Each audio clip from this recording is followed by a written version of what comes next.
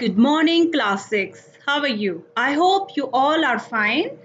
Today we are going to start a new chapter. This is second chapter of your book, A Pact with the Sun, and name of the chapter is The Friendly Mongoose. Mongoose means नेवला, है ना? तो this is a story about a baby mongoose. इस story में एक farmer है, वो अपनी पत्नी और अपने बच्चे के साथ एक गांव में रहता है। उसे महसूस होती है एक कमी अपने बच्चे के लिए कि जब हमारा बच्चा बड़ा होगा तो उसके लिए कोई पालतू जानवर, कोई उसके लिए कोई कंपेनियन चाहिए। तो उसके लिए वो एक मंगूस को, बेबी मंगूस को घर में लेकर आता है।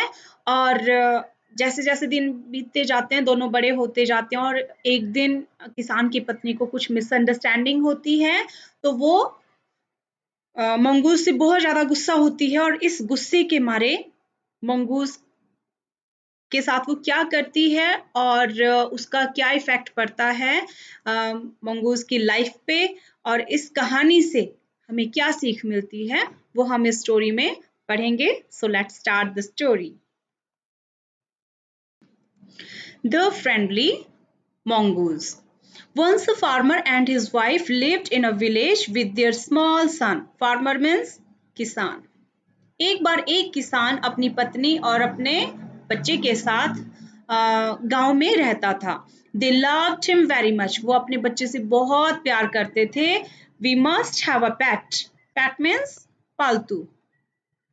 Pet means पालतू, जिन जानवरों को हम घरों में पालते हैं, they are called pet. तो the farmer said to his wife one day, एक दिन किसान अपनी पत्नी से कहता है कि हमें एक पालतू जानवर पाल लेना चाहिए, हमारे पास एक पालतू जानवर अवश्य होना चाहिए। When our son grows up he will need a companion. Companion means साथी। जब हमारा बच्चा बड़ा होगा तो उसे किसकी जरूरत होगी? एक कंपेनियन की जरूरत होगी, एक फ्रेंड की जरूरत होगी। This pet will be our son's companion. और ये पैट हमारे बच्चे का क्या बनेगा? कंपेनियन बनेगा, उसका दोस्त बनेगा।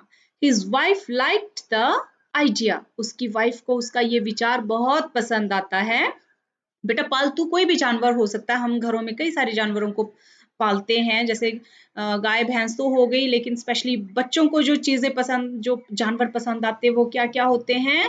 प्यारा सा डॉगी, प्यारा सा रैबिट, क्यूट सी कैट, ऐसे कई छोटे छोटे जानवर होते हैं जो बच्चों को बहुत पसंद आते हैं। तो इसी चीज को ध्यान में रखकर किसान भी अपने बच्चे के लिए कंपेनियन चाहता था। So one evening the farmer brought with him a tiny mongoose. Tiny means छोटा सा, वेरी स्मॉल, छोटा सा, and mongoose means नेवला।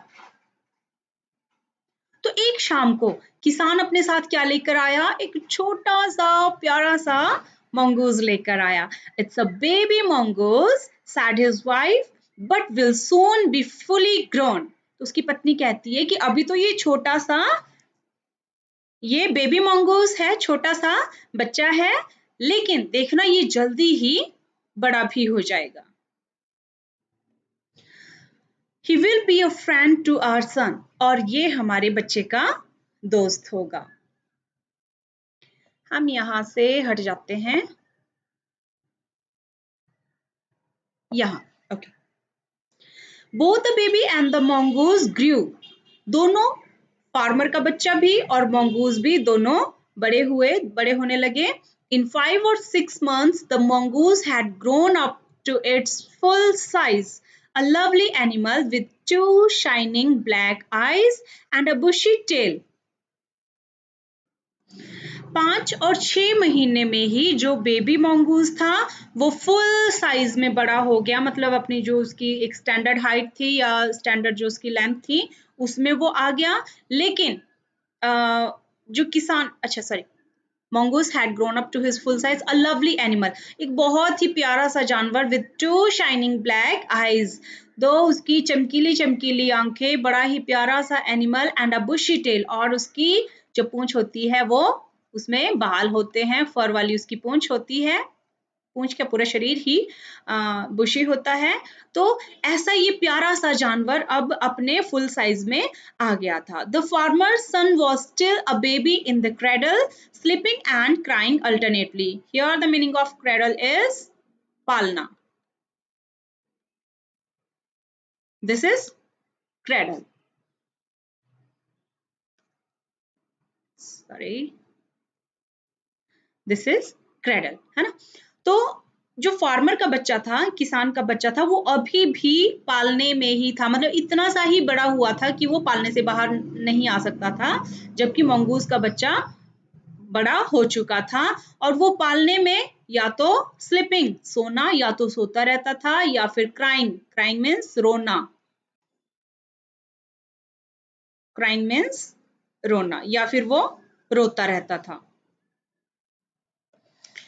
Crying means रोना, रोते हुए, और अल्टरनेट होता है, अल्टरनेटली होता है वैकल्पिक रूप से, कि या तो वो सोते हुए या रोते हुए पालने में पड़ा रहता था।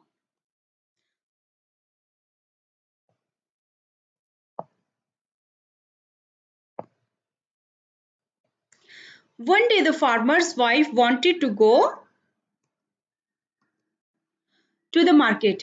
एक दिन किसान की पत्नी कहाँ जाना चाहती थी? बाजार जाना चाहती थी। मार्केट मीन्स बाजार। She fed the baby and rocked him to sleep in his little cradle. Cradle means पालना। तो उसने बच्चे को खाना खिलाया और उसे झुलाते हुए उसने छोटे से पालने में सुला दिया। Picking up the basket, basket means टोकरी, बास्केट मीन्स टोकरी। टोकरी उठाते हुए she said to her husband, उसने अपने हस्बैंड से कहा, अपने पति से कहा, I am off to the bazaar, मैं बाजार जा रही हूँ। द बेबी इज स्लीपिंग, बच्चा सो रहा है। Keep an I on him, आप इसकी निगरानी करना, इसकी मतलब नजर रखना इस पे। Frankly I don't like to leave the child alone with the mongoose, स्पष्ट रूप से मैं कह दूं कि मैं अपने बच्चे को मंगूज के साथ अकेला नहीं छोड़ सकती। You needn't means need not, you need not be afraid said the farmer। तो फार्मर क्या कहता है कि तुम्हें डरने की जरूरत नहीं है। The mongoose is a friendly animal, mongoose कैसा है? बड़ा ही मिलनसार जानवर है, ये मतलब मित्र की तरह हमारे साथ रहता है, बड़ा मेल मिलाप वाला जानवर है। It's as sweet as our baby and they are the best of friends, you know। तुम अच्छे से जानती हो कि ये जैसा हमारा बच्चा स्वीट है, प्यारा सा, जैसे हमारा बच्चा हमारे लिए प्यारा है, वैसे मंगूस भी हमारे लिए प्यारा है, वो भी इतना ही स्वीट है जितना हमारा बच्चा है। और सबसे बड़ी बात, ये हमारे बच्चे का दोस्त है। The wife went away, farmer की वाइफ चली जाती है। And the farmer having nothing to do in the house, और फार्मर को घर में करने के लिए कोई काम नहीं होता है। Decided to go out and take a look at his field not far away, तो वो क्या निर्णय करता है कि उसकी घर से कुछ ही दूरी पर उसके खेत होते हैं, तो वो सोचता है कि चलो थोड़ा सा खेतों की तरफ जाकर खेतों पे नजर मार के आऊं, तो वो खेतों की तरफ जाता है। He ran into some friends on the way back and didn't return, didn't means did not return for quite some time। तो वापसी पर आती बार उसे अपने कुछ फ्रेंड्स मिल जाते हैं, कुछ दोस्त मिल जाते हैं, जिससे उसे आने में काफी देर, quite some time, काफी देर उसे लग जाती है। The farmer's wife finished her shopping and came back home with a basket full of groceries। Here the meaning of groceries means किराने का सामान, किराने का सामान। तो फार्मर की जो पत्नी है, अब वो अपनी शॉपिंग खत्म कर चुकी है, उसने अपनी शॉपिंग समाप्त कर ली और वो टोकरी भरकर किराने का सामान मतलब राशन का सामान, जिसमें आटा, दाल, चावल, दालें, जो भी मतलब घर में किचन में सामान यूज होता है, these are called groceries। तो पत्नी क्या करती है, वो बास्केट फुल मतलब टोकरी भर कर वो किराने का सामान घर लेकर आती है। She saw the mongoose sitting outside as if waiting for her, वो क्या कर देखती है कि घर के बाहर मंगूस बैठा हुआ है और ऐसा लग रहा है मानो वो उसका वेट कर रहा है। On seeing her, he ran to welcome her as was customary। जैसा कि उसकी मतलब रूटीन थी या जो वो अपने नियमानुसार वो पत्नी उसकी किसान की पत्नी को देखते ही दौड़कर उसके पास आया और उसका स्वागत करता है। The farmer's wife took one look at the mongoose and screamed। screamed होता है चिल्लाना। scream means चिल्लाना। तो जैसे ही किसान की पत्नी ने उसकी तरफ एक नजर मारी, वो जोर से उस मंगूस को देखकर चिल्ला उठी। Blood, she cried. वो क्या चिल्लाई? खून। The face and pause of the mongoose were smeared with blood. Pause होता है पंजे, फेस मीन्स मुंह या चेहरा, स्मियर्ड होता है लथपथ। तो उसने देखा कि मंगूस का जो चेहरा है और उसके जो पंजे हैं वो खून से लथपथ थे। वो जोर से चिल्लाई, वो खून देखकर वो जोर से चिल्लाई कि अरे खून। You विक्ट animal. विक्ट मीन्स दुष्ट। तो वो क्या बोलती है? अरे दुष्ट जानवर, you have killed my baby. तुमने मेरे बच्चे को मार दिया। She screamed हिस्टेरिकली। पागलों की तरह। हिस्टेरिकली मीन्स पागलों की तरह, है ना? तो वो पागलों की तरह हो गई, ऐसा लगा जैसे बेहोशी की अवस्था में वो पहुंच चुकी हो और जोर से उसको चिल्लाते हुए कहती है कि अरे दुष्ट जानवर, तूने मेरे बच्चे को मार दिया। She was blind with rage and with all her strength brought down the heavy basket full of groceries on the blood-smeared mongoose and ran inside to the child's cradle. Here the meaning of rage means गुस्सा या क्रोध, है ना? तो वो गुस्से से पागल हो गई उस मंगूस को खून से सना हुआ देखकर।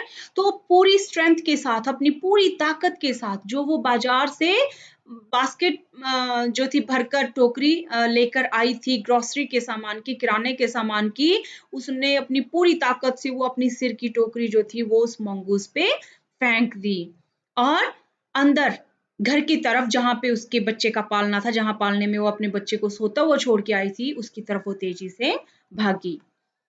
The baby was fast asleep। उसने क्रेडल में जाके, उसने अंदर जाके देखा कि बच्चा जो है पालने में बड़े आराम से गहरी नींद में सोया हुआ है। बट ऑन द फ्लोर ले अ black snake torn and bleeding.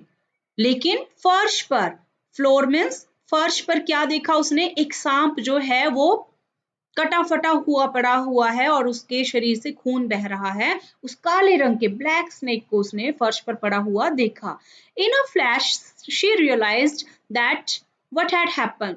तो एकदम से उसके मन में, मतलब उसने सोचा कि क्या हुआ होगा। महसूस किया, उसने तुरंत महसूस किया कि उसने मंगूस का मुंह खून से सना हुआ देखा, उसके पॉज, उसके पंजे जो थे वो खून से सने हुए थे और यहाँ पे सांप मरा हुआ पड़ा और जबकि उसका बेटा जो है वो आराम से गहरी नींद में सोया हुआ है। तो उसके दिमाग में पूरी पिक्चर बनती गई कि आफ्टर ऑल यहाँ पे क्या हुआ होगा, क्या सीन क्रिएट हुआ होगा। She ran out looking for the mongoose. वो नेवले को देखने के लिए घर के बाहर दौड़ती है। ओ यू सेव्ड माई चाइल्ड। अरे तुमने मेरे बच्चे को बचाया, उसकी जान बचाई तुमने। You killed the snake. तुमने सांप को मार दिया। What have I done. और मैंने तुम्हारे साथ क्या किया? She cried. वो चिल्लाती है, रोती है। Touching the mongoose. उस मंगूस को, उस नेवले को छूते हुए, उसको पकड़कर वो रोती है। Who lay dead। जो अब मर गया था, मरा पड़ा था। And still unaware of her sobbing। Unaware means अनजान और sobbing होता है सुबकना। तो रोते रोते जो फार्मर की वाइफ जो सुबक रही थी, सिसकियां लेना भी हम इसको बोल सकते हैं, सिसकियां ले लेके जो अब उस मंगूस के लिए रो रही थी, उसके मृत शरीर को देखकर रो रही थी, तो उसकी ये सिसकियां देखने के लिए, उसका ये सुबकना देखने के लिए अब वो जानवर, अब वो प्यारा सा मंगूस जीवित नहीं था, वो मर चुका था। The farmer's wife, who had acted hastily and rashly, stared long at the mongoose, at the dead mongoose. Farmer की वाइफ जो थी, जिसने बड़ी ही तत्परता के साथ, हेस्टली एंड रैशली मीन्स जिसने बड़ी ही तत्परता के साथ, बड़े उतावलेपन में ये कारनामा कर दिया था, मतलब बिना सोचे समझे उसने मंगूज पे वो सामान की टोकरी फेंक दी, जिससे मंगूज मर गया।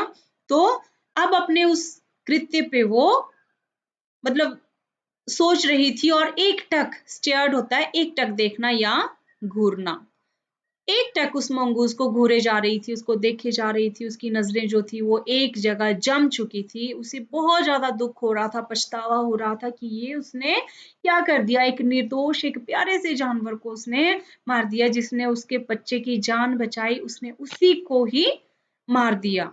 तो उसको वो बड़ी देर तक उस मृत पड़े हुए मंगूज को वो देखती रहती है। Then she heard the baby crying, फिर उसे अपने बच्चे के रोने की आवाज सुनाई देती है। Wiping her tear she went in to feed him. Wiping होता है पोंछते हुए, क्या पोंछते हुए, आंसू, टीयर्स होता है आंसू। तो अपने आंसू पोंछते हुए वो घर के अंदर चली जाती है और बच्चे को खाना खिलाती है या दूध पिलाती है। A story from the Panchatantra, ये पंचतंत्र की कहानी है, पंचतंत्र से ली गई है।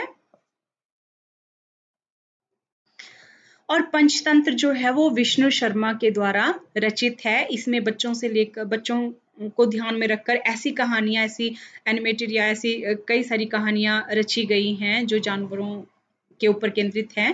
तो विष्णु शर्मा के द्वारा लिखी गई है पंचतंत्र, और उसी में से ये कहानी इसमें हमने आज सुनी, पढ़ी, देखी, समझी।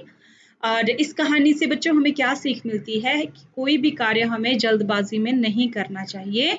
जल्दबाजी में किया गया कार्य जो है वो बाद में उस चीज का हमें पछतावा होता है। सोच समझ के हमें कोई निर्णय लेना चाहिए। जब हम कभी ऐसी कंडीशन में फंस जाते हैं तो हमें इतनी जल्दी निर्णय नहीं लेना चाहिए। हर चीज को हमें देख सुन के ही फिर उस पर निर्णय लेना चाहिए। तो किसान की पत्नी की इसी जल्दबाजी ने उस प्यारे से बच्चे की, प्यारे से मंगूज की जान ले ली।